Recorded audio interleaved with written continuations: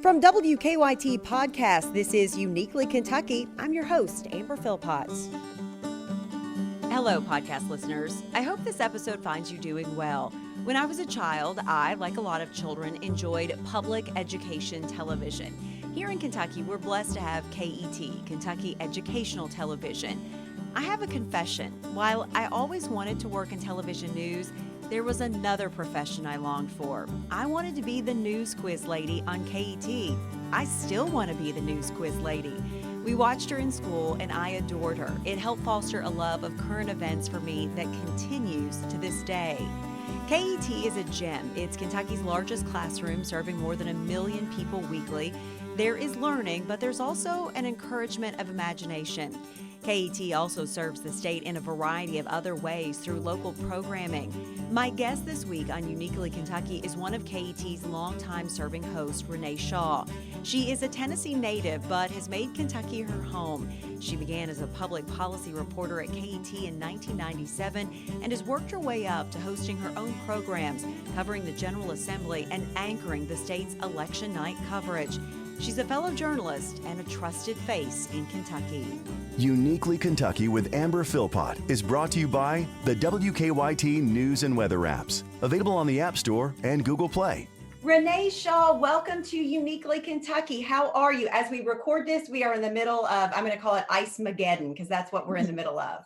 I think that's an appropriate title, Amber. It's a pleasure to be with you, even on this wintry day. At least we're both safe and sound in our home. So I hope everything is going well on your end.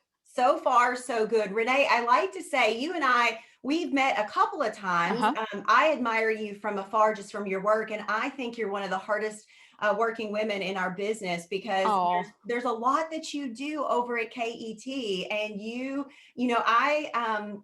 I do a lot in the news world that I'm in, but you cover the politics and the legislative side. And I know how much brain work that takes. So I really do. I mean that. You're the hardest working woman I know in this business. Oh, well, thank you, Amber. And that's high praise coming from you, because I think the world of you and the work you do to inform Kentuckians, and you all have a statewide reach now as well. And I'm grateful that we're all kind of in this industry together. And at a time when people really need reliable information, I think that they can listen to the two chicks who are talking now and count on us to do our very best. Renee, this last year has been like any other. I've been doing this 18 years. You have been in the business a long time as well. What has this last year been like in terms of just the production value of how we produce what we do in our world? Well, and you know this better than anyone. And since you're doing stuff on a daily basis, our legislative coverage, this is right when, it was March 6th, and we were kind of at the apex of a 60-day session, and it made it very challenging. And we also knew, too, that because the Capitol was going to be closed and the annex, that we needed to provide additional services for people to be able to connect for transparency's sake, to be able to submit testimony, to actually see what's going on. We always say that sunshine is the best disinfectant. And so I think from us, it was a lot of technical capacity we had to on-ramp that we didn't have. We had never, Amber, used Skype before, and had actually said, no way, that's what people do when they just want to talk to their family members or whatever. And now it's become a major part. It's integrated as a major platform for us now. And in fact, we had to cancel a show Monday night, the time that we were recording this, because of the weather. But the backup plan was to do all Skype.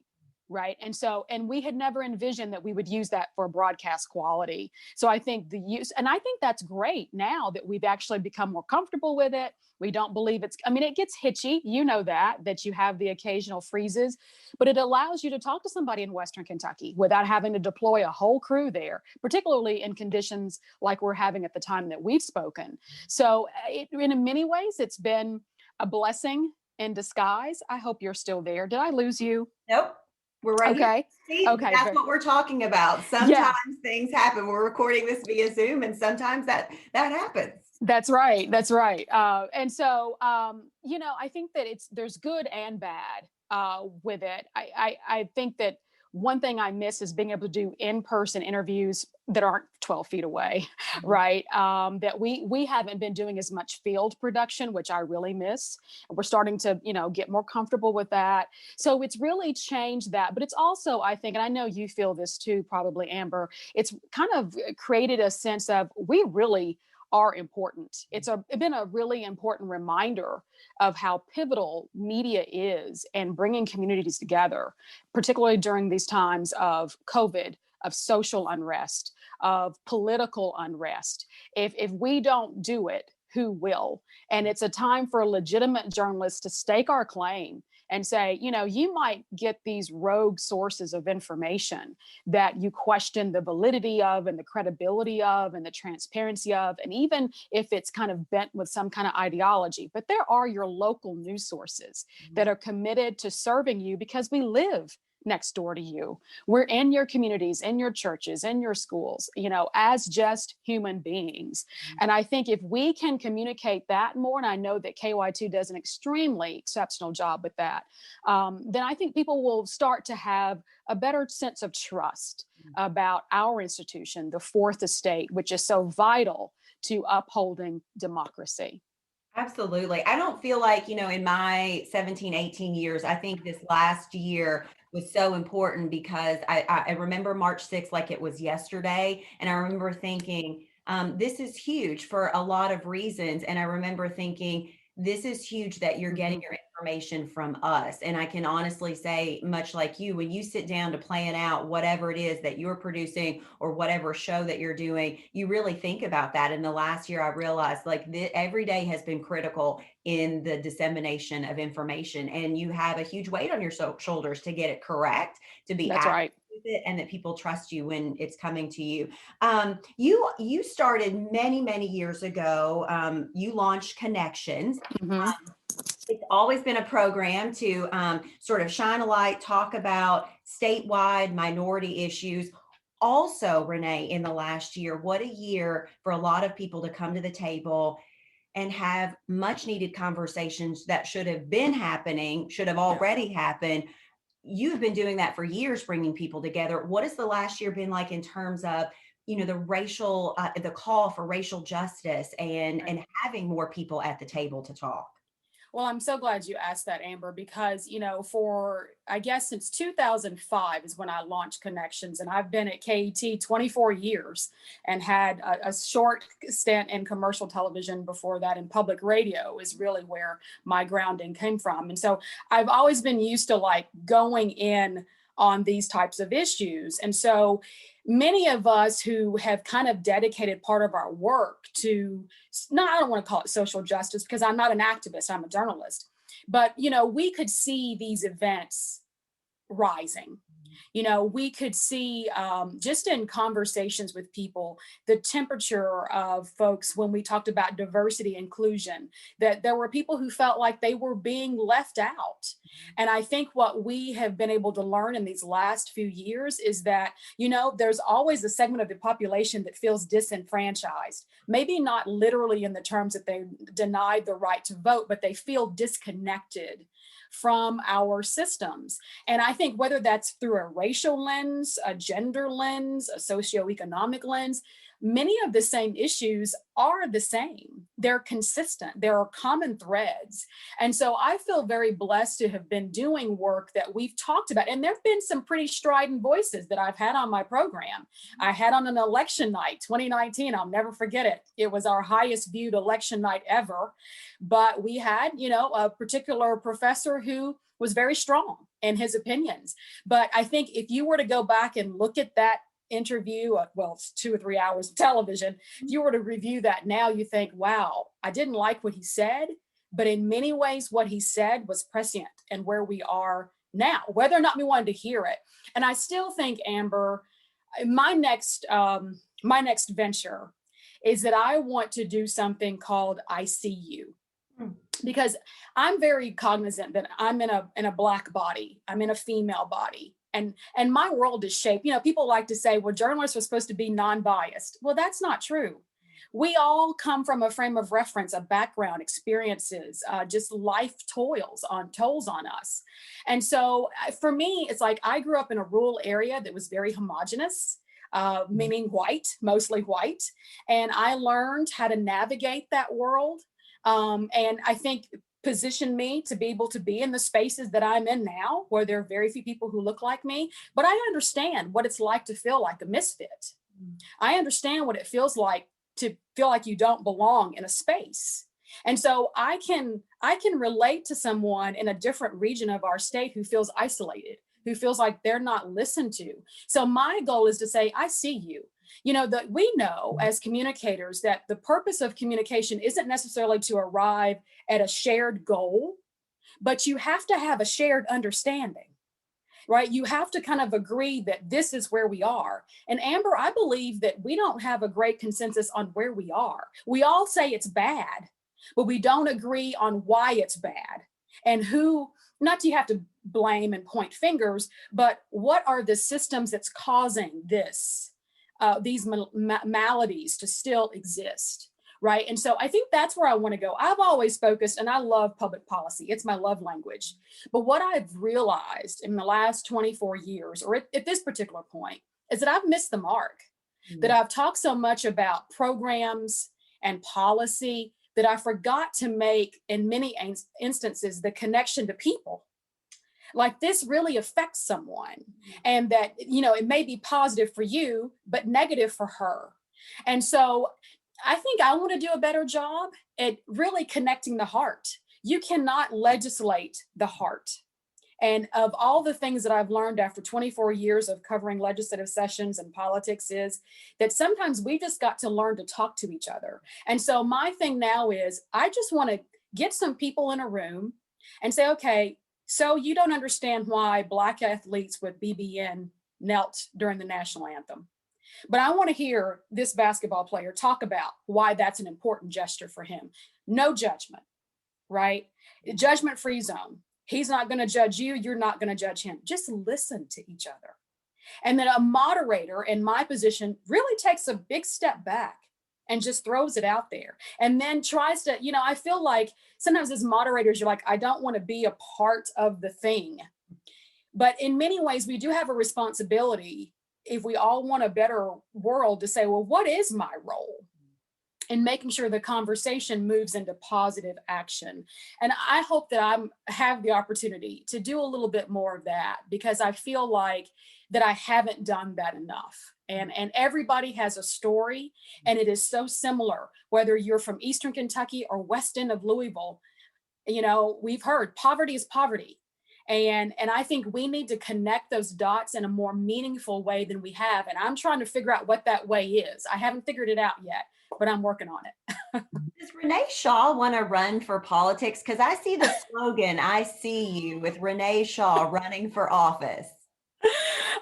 You know, I'm enjoying what I'm doing now. I often get asked, you know, do you have political ambitions? And I feel like that my role is in politics. I mean, I feel like I'm not having an influence on the system, but I am in a way, as we all are in the media, important for people to understand what's happening. And for me, I have a great deal of satisfaction in that. And I believe that, you know, people don't see media as people. You know, they think Amber Philpott, oh my gosh, so unapproachable. And I've thought that, by the way. Right?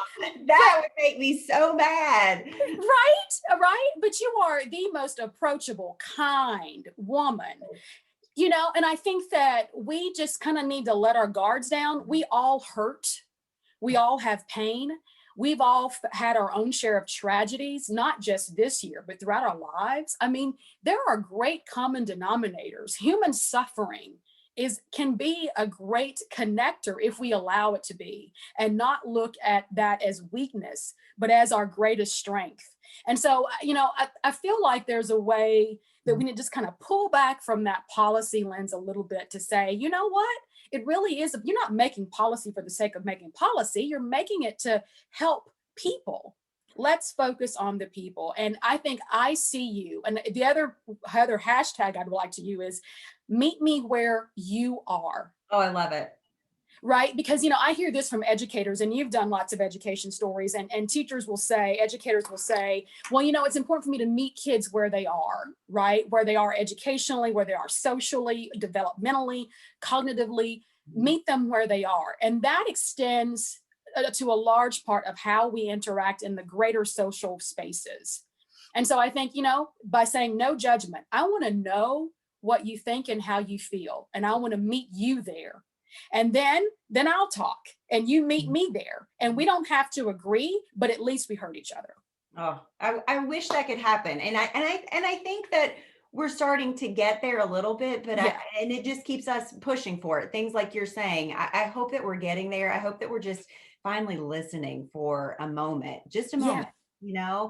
I love to know how people got to where they are. I love to see how people tick. You said, policy is your love language. Where does that love of, that public service and politics, where does that come from for you? Because you're not originally from Kentucky, right? But you've made Right. Kentucky home for a number of years. So was it something in your childhood or your upbringing that kind of sparked all of this?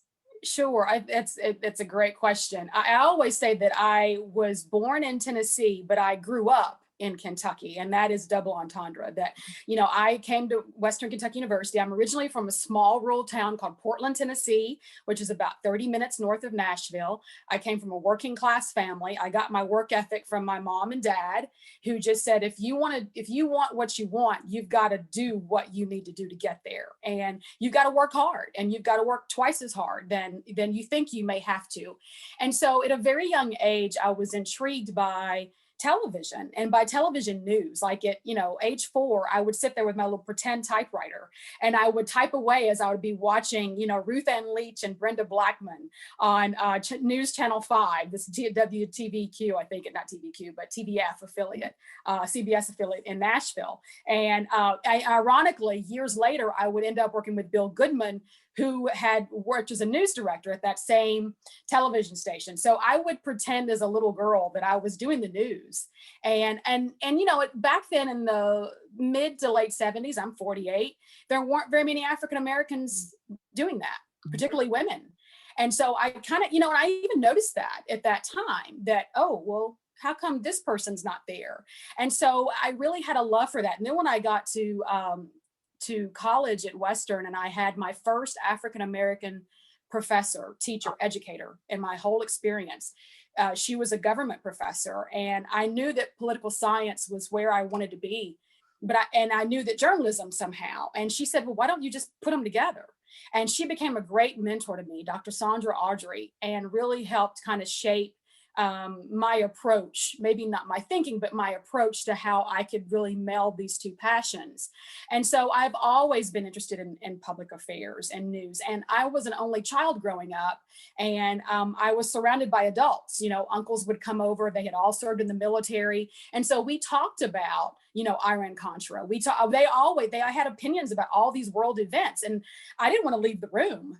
So, because I was nosy more than anything. And so I would stay and listen to them. And I thought, wow, this is so interesting. What can I do? And so over time, as you know, you just like, okay, here's my role. Here's my space. And at KET, I've been able to carve this unique role where I can do this work that I set out at age 5, not having a clear-eyed view of what it would look like. Of doing. And I feel very blessed to have had the opportunity to be there for all these years, almost a quarter of a century, which is hard to believe. And, but, I love policy. I mean, on the weekends, I'll sit down with a bill and read a 300-page budget bill. I always feel I don't read every single bill because there's not enough time, but I do feel the obligation to really do my homework. And really make sure that when somebody's sitting at the table with me, I know as much about that topic, or I know enough to ask them, right? And I feel like, especially for an hour-long program, that preparation is key. I don't pretend to be the sharpest knife in the drawer, but I will work at it. I will keep working until I understand it. And I remember Tori Murd McClure, who is the president of Spalding University, who'd written a book about Road Across the Atlantic, and I'd interviewed her a couple of times. And she had told me, she's a Harvard grad and all this. She has so many accolades. But she had told me, she said, there are people who I graduated with at Harvard who didn't quite rise up to their potential. They could have done tremendous things, but she said, you know what stopped them is they stopped doing their homework. They rested on their laurels, thought, I've got a degree from Harvard. Why have to work so hard? I've already worked hard. Got to keep pushing. And I think that that's been my goal. I came from a state college. I came from a working class background, but yet this is what, I've been able to accomplish. And it's all because of, one, grace of God, and the other is a work ethic to match it. That if you want it, you got to work for it. And you know that so well, Amber. Well, I'm so embarrassed that you and I have never sat down and talked, because you were like my spirit animal. I had no idea you're an only child. I'm an only child. Oh. And our path is very similar. I grew up in a home where, I was always in the conversation. My dad was a voracious reader of the newspaper. So the newspaper was there. The television was always on the news. And then, I had a 7th grade social studies teacher who made us write current events every day. And that, I was already curious enough. I already loved the news. And that really sparked me into this love of just current events and then realizing what news is. So I hate that we're just now discovering about each other. Also, I'm right there with you. And I think a lot of people don't realize this about us. You work in an hour-long programs or longer, your coverage of election or legislative coverage. We work in half-hour segments, but many times we don't know what's going to happen in that half hour. And so being prepared, I agree. I don't think people realize sometimes the preparation that goes into the things that we do for election. I'm not good. I don't love public policy like you do, but I want to be able to know enough that I can talk about things. And so I will start weeks, months in advance. And I don't think people know that about us, that we really do sit down, and sometimes your life is not your life and you are cooped in your office studying like you were in college again. And I agree with you. I may not be the sharpest tool in that shed, but I'm going to be the most prepared, and nobody's going to outwork me that way. So I appreciate that. I think I've built my career on that, just working hard and seeing where it takes you. That's right. The hours and doing and putting it in when you don't know what's going to be the outcome of it. But yeah, so I love to tell stories. You tell stories in a different way. Renee, talk to me about some of those moments that you've had where for you, you're like, I can't believe I'm sitting on the other side talking to this person. Have you had some of those where you're like, wow? I have. And I think it would surprise people to know that they're not always big celebrities. Like I've talked to, Dominique Wilkins and folks, but I'm not a huge sports fan. So that, but the other thing too is I revel in people who are just doing great things, who are the prophets in our backyard. And I will say, and I just had this conversation with someone last night, that am still a tremendous fan of the late Georgia Davis Powers, who was the first African-American woman elected to the state Senate. And when I first moved to Kentucky, and there were a few of those who had state government ties who reached out to me. Joan Taylor, who is also now deceased, who worked in Governor Patton's administration, and others who really reached out to me. There was a village of them who said, hey, here's kind of how this stuff works. And George Davis Powers was that for me. And so every time I got a chance to sit with her, one, she was brutally honest. She was a spitfire. I mean, she dolled herself up, didn't matter what time of day. I mean, I remember I would go to her apartment like at 9:30 down on 4th Street in Louisville, and she'd have on this beautiful silk robe and eyebrows arched. And I mean, especially if she knew I was bringing an attractive man with me, right? And so, and she was just wonderful. I mean, and the stories which she would tell about just people that I had heard about and read about, to me, I get just as much joy in that. Or, we did a youth mental health series, and I fell in love with some of these kids who we had interviewed, about 25 kids, spent a couple of days with them at the Fraser History Museum and focus groups, and hearing their stories of their hurt and how some of them had self-harmed, had suicide ideation, but who were or brilliant, bright kids with tremendous futures. And to hear them just be Judgment Day honest, as we say back home, with their pain, and, struggles with other challenges like autism. I mean, I am blown away, Amber, by the regular everyday person who just pushes, Yeah. who just perseveres, who said, despite everything, I'm going to keep doing it. And that doesn't have to be somebody with a 7-8 figure bank account. It can be, for me, just the average person that says, I'm here, and people may not notice it, but I'm still going to do the best, for myself and for my family. And those are the stories I quite honestly love to tell. It kind of goes back to what you said, like, I see you. Everyone Yeah. has a story, and it doesn't have to be this grand story. Sometimes for me, it's that moment where it's the most normal thing that you have maybe, I don't know, gone and done. And then I'm just sitting there in awe, just like I would be if I were sitting talking to a celebrity. I mean, it's just it's small moments sometimes.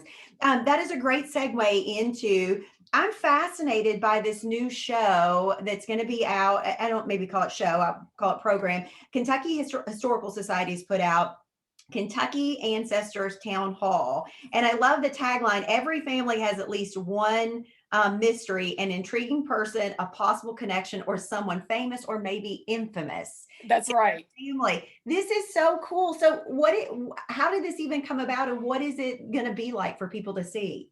Well, and the interesting thing is it's not on KET. Right. It's on several other affiliates across the state. And the Historical Society, which a long time ago I was a board member of it and love the Historical Society. In many ways, we have goals in tandem, right? We do kind of similar things, just we have the television platform that they have mostly in archives and et cetera, but they have tremendous wealth of information and knowledge. And so several years ago, they had talked about this genealogy project, but they've always done genealogy. But how do you, kind of in the likeness that we see on national shows, bringing that to life, finding your roots. You have this mysterious person in your background that your great grandmother and her cousin twice removed said you were related to, but nobody has any proof. And so the Historical Society, asked people to submit their inquiries and as much or as little information as they have about them. And then the Historical Society picks a few and digs up. I mean, they do all the legwork. I can't give enough kudos to Louise and Greg and Cheryl and Stuart. I mean, they are tremendous historians is what they are. And so a couple of years ago, this might have been my third year doing it, but we go, we use a part of the History Center. There's a full-blown television production. You have an audience. Now, I have to also say this disclaimer. This was recorded pre-COVID. Sure. We recorded this October of 2019, I believe. So it's taken it a while to get it on these platforms. But the stories that you're going to hear, and I sometimes confuse the years, but it usually involves a Civil War hero or villain. And there's usually money and other things involved, sometimes sordid details, sometimes it's a love story. And the person, so once we get them on the stage, they don't know. It is a big reveal. Oh, so wow. We kind of take them with all these visual aids that these historians have unpacked, and we show it to them. And literally, when I tell them this is what it is, that's the first time they know.